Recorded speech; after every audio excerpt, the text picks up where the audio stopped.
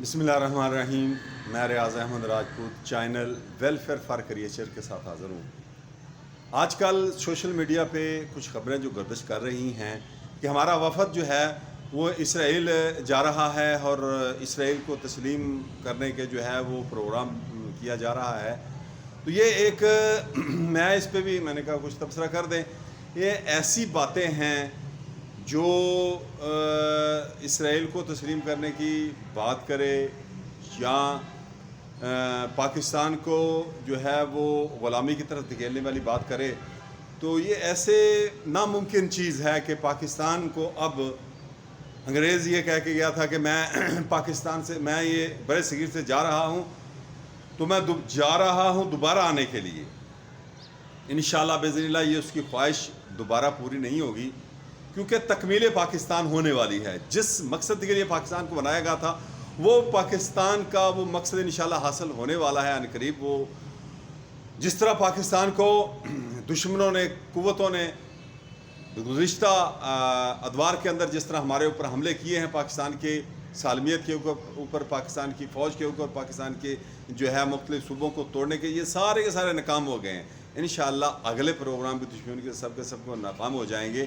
لیکن ایک جو صورتحال نظر آ رہی ہے کہ ان سیاستدانوں، ان حکمرانوں کے ذریعے، یعنی انگریز اپنے یعنی وہ لوگ جگیردار، وہ جن کو جگیریں دی ہوئی تھی، ان کو وہ پاکستان کے حوالے کر گیا. اور محمد علی جناح نے بھی کہہ دیا کہ میری جیب میں کھوٹے سکے ہیں، اور وہ کھوٹے سکے انہی سیاستدان، تمام جتنی بھی سیاسی جماعتیں ہیں جو وہ ان کے اولادیں پھیل چکی ہیں، ان کے آباء و اجداد کو محمد علی جناح نے کھوٹے سکے کہا تھا. تو آج جو ہماری حکومتوں میں ہیں یہ کھوٹے سکے ہیں، اور یہ کھوٹے سکے یعنی جو نہ چلنے والی کرنسی ہے، ناکارہ کرنسی ہے. اور اس کو بہرحال کہتے ہیں کہ کھوٹا سکہ بھی جو ہے کبھی کبھار کام آ جاتا ہے، لیکن یہ اس لائق بھی نہیں ہے کہ ان کو کھوٹا سکہ کہا جائے، ناکارہ کرنسی کہا جائے ان کو.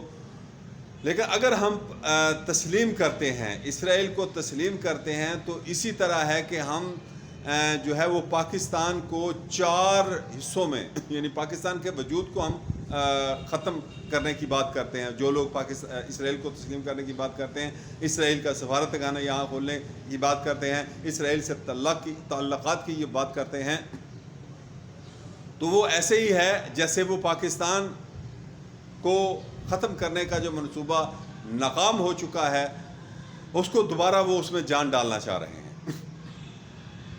ویسے مجھے ایک دوست تھے، اس نے کہا کہ ایک بہت اہم آدمی ہے اور وہ اس کا نالج بھی بہت ہے، اور وہ پاکستان کے جو ہے اہم عہدوں پر بھی جو ہے وہ کسی ادارے کے اہم عہدے پر ہے. اس نے یہ رپورٹ دی ہے مجھے، تو اس نے بتایا کہ پاکستان سے جو مرزئی قادیانیوں کے جوان لڑکے ہیں، یعنی 25 سال سے 20 سال کے درمیان، یعنی 20 سے 10 سال کے درمیان، یعنی ان کو 25 سے 10 سال یعنی کے درمیان میں وہ جوان لڑکے ہیں جو اسرائیل جا چکے ہیں، اور وہ بلکہ وہاں سے ٹریننگ آ چکے ہیں، کر کے ٹریننگ آ چکے ہیں.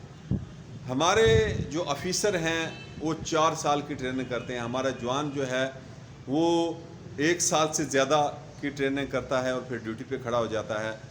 لیکن ہمارے جو آفیسر ہیں، ٹریننگ جب آفیسر کی ہوتی ہے، کمیشن آفیسر کی، تو وہ 4 سال تک جو ہے وہ ٹریننگ کرتے رہتے ہیں. تو 5 سال کی وہ ٹریننگ کر کے پاکستان میں، یعنی وہ اسرائیل میں کیسے گئے ہیں؟ وہ کوئی لندن سے، کوئی امریکہ سے، مختلف ملکوں سے ہوتے ہوئے انہوں نے وہاں پر اپنے پاسپورٹ چینج کیے، اور پھر اس کے بعد وہ وہاں گئے ہیں، اور انہوں نے جا کر اسرائیل سے ٹریننگ حاصل کر کے، وہ پاکستانی ہیں مرزئی، ان کا جو پاسپورٹ پاکستانی تھا، لیکن آگے انہوں نے نیا بنایا جب لندن سے یا امریکہ سے، تو وہ ٹریننگ کر کے پاکستان میں آ چکے ہیں. دیکھیں اس وقت اگر ہم اسرائیل کو تسلیم کرتے ہیں تو اس نے یہاں جو نیٹ ورک بنا لیا ہے، مختلف جو مذہب ہے، یہ یہودی، آپ کو پتہ ہے کہ جب انگریز نے بر صغیر پر حملہ کیا تھا تو یہاں ایک یہودیوں کا ریفر راشٹریہ ابھی بھی صوبہ ایک پورا کا پورا انڈیا کے اندر وہ صوبہ یہودیوں کا ہے. تو وہ یہودی کیسے یہاں پہ آباد ہوئے، وہ یہاں کس صدی میں جب یعنی یہاں پر قبل از اسلام وہ یہاں پر آباد ہوئے تھے، تو یہ ایک الگ ایک کہانی ہے. اور پھر وہ اس کے بعد وہ یہیں رہے، وہ ان کی شہریت ان کا وہ بہت بڑی ایک صوبے کے اندر ان کی یہودیوں کی انڈیا کے اندر جو ہے وہ ایک نیٹ ورک ہے، ان کا ایک جو ہے مکمل صوبہ ان کے پاس ہے. تو یہ چیزیں پاکستان کے اندر اچھا یہ انگریز کو جب حملہ کیا تھا مسلمانوں کے خلاف تو یہ ان یہودیوں نے سپورٹ کیا تھا. تو یہ یہودی جو انڈیا کے اندر ہے یہ ٹیپو سلطان کے علاقے کے اندر تھے. تو اس کے ٹیپو سلطان نے جب انہوں نے بغاوت کی، یہ اس پر حکومت جو تھی اس وقت ٹیپو سلطان کی تھی، تو انہوں نے اندر سے بغاوت کی. تو ٹیپو سلطان نے اس بغاوت کو کچل دیا، یہودیوں بڑے بڑے یہودیوں کو پکڑ لیا اور اس نے قتل کرنے کی کوشش.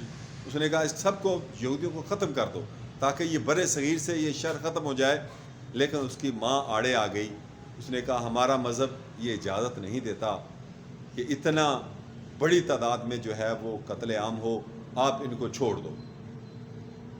تو ٹیپو سلطان نے اپنی والدہ کے اصرار کے اوپر ان یہودیوں کو چھوڑا تھا. لیکن کاش یہ اس وقت ہی یہ ختم ہو جاتے تمام کے تمام، تو آج بر صغیر کے اندر یا پاکستان کے اندر جو مرزئی قادیانی ہیں آج یہ اتنی قوت میں وہ نہ ہوتے. تو یہ چیزیں جو ہے مجھے یاد ہے کہ راول پنڈی کے اندر اب اگر یہ چیز ہم تسلیم کرتے ہیں، اسرائیل کو تسلیم کرتے ہیں، تو اس کا نتیجہ کیا نکلے گا. مجھے یاد ہے کہ یہ راول پنڈی کے اندر ایک ہمارے وہاں پر کالج میں پڑھتا تھا اس وقت، راول پنڈی میں ایک ٹائپنگ کالج کے اندر. تو اس کالج میں ایک کرنل آیا تھا، تو بابری مسجد اس وقت شہید ہوئی تھی. وہ کالج کا پرائیویٹ کالج تھا، اس کا مالک جو ہے اس کے ساتھ وہ دوستی تھی کرنل کی. تو اس پہ وہ تبصرہ ہو گیا، بابری مسجد جب شہید ہوئی تھی تو انہی دنوں میں ہوئی تھی. تو اس وقت اس نے تبصرہ کیا. وہ سیاستدانوں کو وہ کرنل جیسی گالیاں نکال رہا تھا جس طرح وہ کرنل پاکستانی فوج کا برا بھلا کہہ رہا تھا سیاستدانوں کو.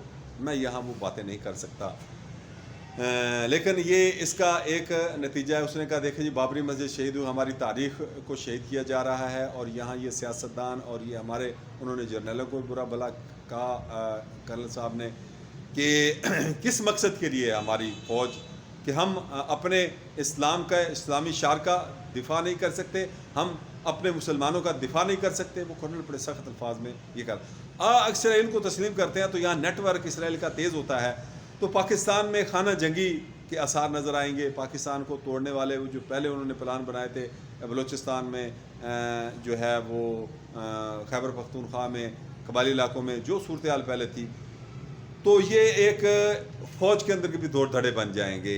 ایک اسرائیل کے خلاف ہوگا اور ایک اسرائیل کا حمایتی ہوگا. یعنی جو غیر مسلم ہیں فوج کے اندر وہ اسرائیل کے تسلیم کرنے والے، امریکہ کا گروہ ساتھ دینے والے ہوں گے، اور پھر عوام کے اندر بھی ایک دھڑے بن جائیں گے.